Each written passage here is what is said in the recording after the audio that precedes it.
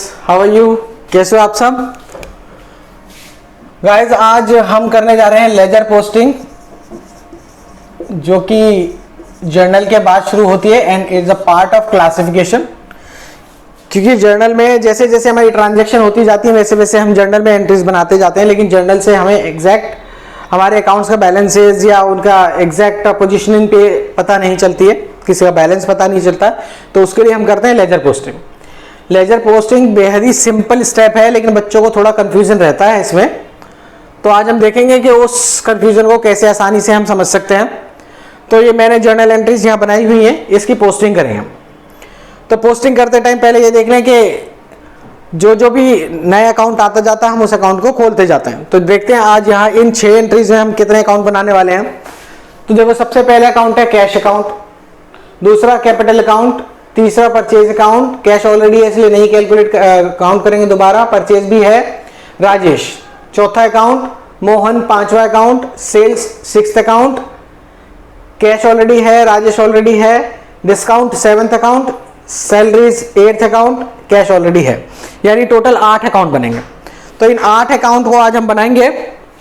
और अकाउंट का फॉर्मेट तुम्हें पहले से ही पता होगा कि ये हमारे पास फॉर्मेट होता है।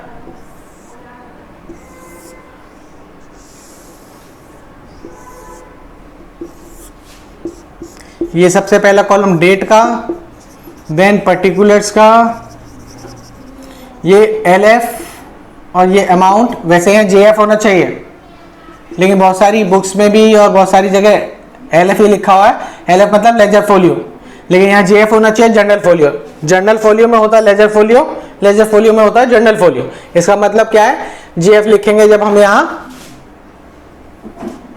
तो यानी जर्नल के कौन से पेज पे ये जो पोस्टिंग आई है, जर्नल के कौन से पेज पे इसकी एंट्री है।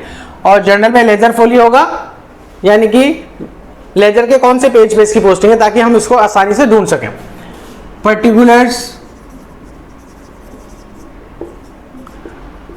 Amount and then debit credit, जो भी अकाउंट है, सपोज करो कैश अकाउंट है, इस तरीके से हम इसका फॉर्मेट बनाते हैं। तो लेकिन अब आज इतने सारे अकाउंट बनाने, तो ये फॉर्मेट तुम एग्जाम के लिए बचा के रखो। आज हम जो करेंगे वो टी शेप अकाउंट में करेंगे। तो हमें टोटल अकाउंट बनाने हैं कितने? 8 अकाउंट बनाने हैं। तो हम 8 अकाउंट बना लेते हैं यहां।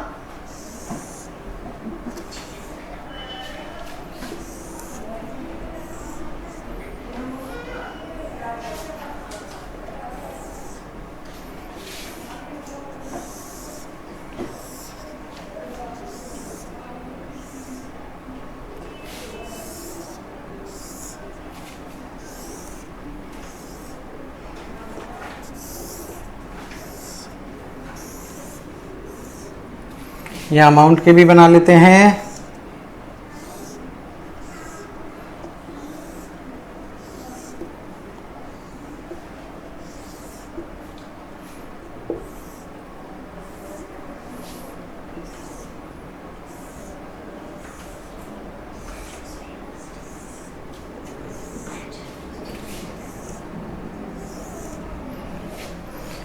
और सब पे डेबिट क्रेडिट, डेबिट क्रेडिट ये लिखना जरूरी है।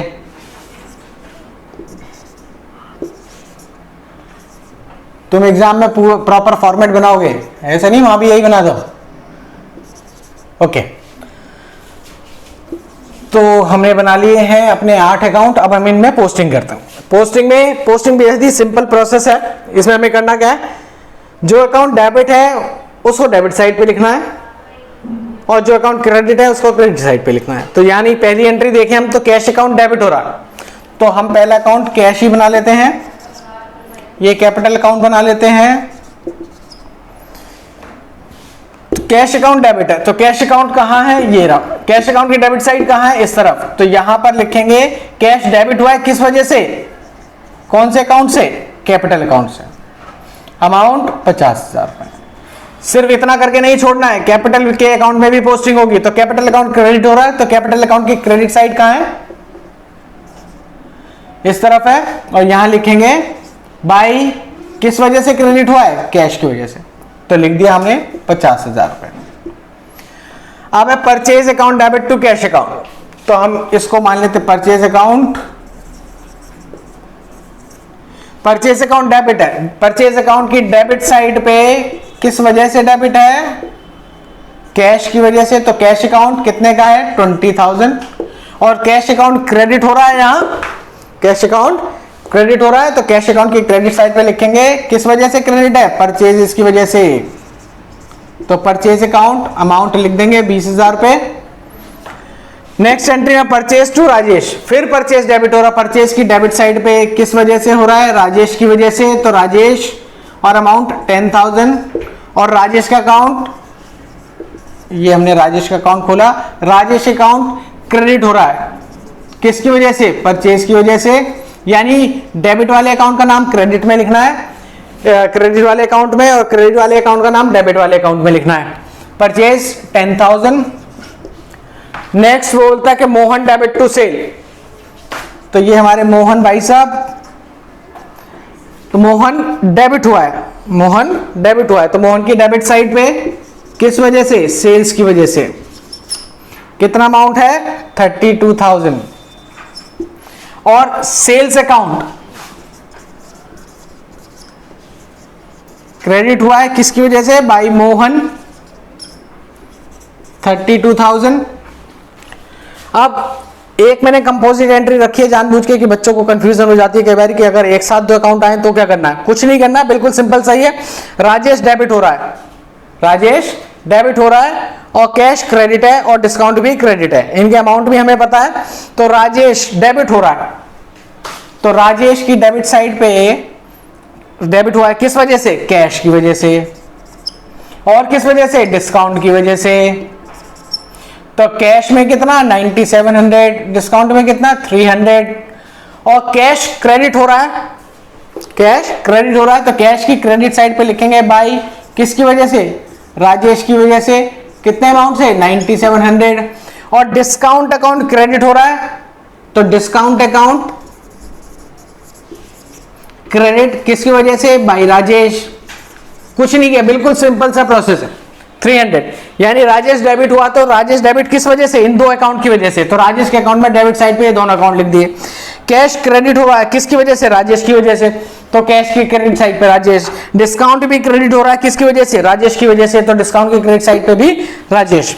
लास्ट में हमारे पास salary to cash, salary account, ये हमने खोला salaries account. Salaries account debit है किस वजह से? कैश पेमेंट की है 5,000 रुपए। और कैश अकाउंट क्रेडिट हो रहा है किस वजह से? इस बार हो रहा है सैलरीज की वजह से, तो बाई सैलरीज 300। तो पोस्टिंग तो हमने कर ली, पोस्टिंग बिल्कुल सिंपल सा है, लेकिन हमारा जो पर्पस है इनके बैलेंसेस को चेक करना, टोटल अमाउंट हमारे पास कितना है, किसका कितना बैलेंस है, ये पता करना भी जरूरी होता है। तो उसके लिए हम क्या करते हैं? इन अकाउंट्स को क्लोज करते हैं। क्या करते हैं? क्लोज करते हैं। अब क्लोज करना बिल्कुल सिंपल सा है, जो भी अकाउंट क्लोज करने जा रहे हैं, सपोज पहला कैश अकाउंट है, तो कैश अकाउंट की कौन सी साइड ज्यादा है? ऑब्वियस सी बात है, कैश अकाउंट की हमेशा ही डेबिट साइड ज्यादा होती है, इसलिए बिंदास हो गए आंख मीच के इसको डेबिट साइड पे टोटल कर सकते हो। 50,000 इसमें से ये सब माइनस कर देंगे, तो ये टोटल बैठ रहा है 29, सॉरी ये 5, हाँ ये 29, 5,034,700 यानी 15,300। ये हमारा बैलेंस बच गया हमारे हाथ में जो कैश है, बैलेंस सीडी, क्या बोलते हैं इसको? By balance CD. अब ध्यान रख लेना है, यहाँ क्रेडिट साइड पे बैलेंस निकला है, इसका मतलब ये नहीं कि सबके बैलेंस क्लोजिंग वाले क्रेडिट साइड पे निकलते हैं। जिनकी क्रेडिट साइड ज्यादा होगी उनके डेबिट साइड पे निकलेंगे, जिनकी इस यहाँ डेबिट साइड ज्यादा थी इसलिए क्रेडिट पे निकला। अब इस वाले में देखते हैं, परचेज इस तरफ तो कुछ है ही नहीं है, तो डेबिट साइड ही ज्यादा है, तो ये 30,000 और ये 30,000, और इसका बैलेंस कितना निकलेगा? 30,000 की कुछ था ही नहीं माइनस करने को, तो पूरा का पूरा ऐसे एज इट इज आ जाएगा balance CD. Capital account, capital account की डेबिट साइड पे कुछ है ही नहीं है, क्रेडिट साइड पे है, यानी क्रेडिट साइड ज्यादा है, 50,000 रुपए, 50,000 रुपए, और यहाँ बैलेंस 50,000 रुपए निकलेगा। इस बार तुम देख रहे हो यहाँ पे बैलेंस कौन सी साइड पे निकला है? डेबिट साइड पे। अब राजेश का अकाउंट, राजेश की कौन सी साइड ज्यादा है? तुम देखोगे दोनों साइड बराबर है, 10,000, क्योंकि उसका हिसाब क्लोज हो गया था, पहले हमने उससे कुछ खरीदा और उसके बाद उसकी पेमेंट कर दी, इसका कोई बैलेंस नहीं निकलेगा। मोहन का डेबिट साइड ज्यादा है तो 32,000, क्रेडिट साइड पे कुछ है नहीं है, इसलिए पूरा का पूरा 32,000 ऐसी कैसी आ जाएगा और ये निकला by balance CD। Sales account में क्रेडिट साइड ज्यादा है क्योंकि डेबिट साइड पे कुछ है नहीं है, तो हम इसको एज इट इज निकाल देंगे 32,000 और ये 32,000 हमारा बैलेंस हो गया टू बैलेंस CD। और डिस्काउंट अकाउंट में हम देख सकते हैं क्रेडिट साइड पे है 300 और ये 300 और यहां पे बैलेंस CD। और एक सैलरीज में तुम देखोगे डेबिट साइड ज्यादा है 5,000